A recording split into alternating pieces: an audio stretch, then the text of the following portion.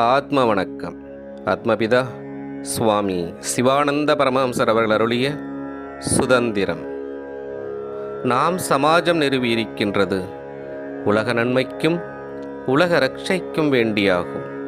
அஃது எவ்விதமெனில், அந்நியர் அடிபணியாமல் வேலை செய்து சுதந்திரமாய் அந்நியர்க்கு அடிமைப்படாது ஒற்றுமையாக நடப்பதற்கு வேண்டியாகும். சுதந்திரம் என்றால் அவனவனுக்கு தோன்றியபடி நடப்பதல்ல.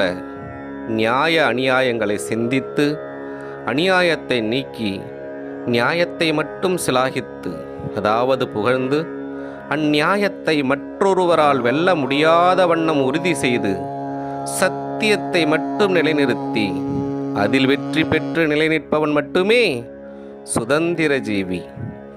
இஃதாகும் சுதந்திரம் என்று கூறுவது.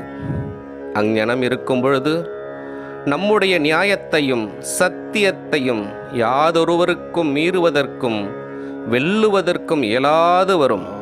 அத்தருணத்தில் இதுதான் நியாயம், இதுதான் சத்தியம், இதுவே நாம் நடக்க வேண்டியதும் உலகில் நிலைநாட்ட வேண்டியதும் என உலகோருக்கு தெளிவுபட்டு அவ்வழியில் அவர்களும் மேல்நிலைக்கு வர இடையுண்டாகும்.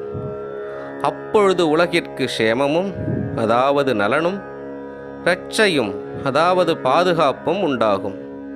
இஃதன்றி நாம் உலகத்தோடு வெறுப்பதினாலோ துஷிப்பதினாலோ, அதாவது போராடுவதாலோ பிரசங்கிப்பதினாலோ யாதொரு பலனும் இல்லை. பலன் வேண்டுமெனில் வேலை செய்ய வேண்டும். வேலையில்தான் பலன் உள்ளது. அதனால் நாம் உலகு நிலை நின்று வருவதற்குள்ள எல்லா வேலைகளும் செய்ய வேண்டும். ஆத்ம வணக்கம்.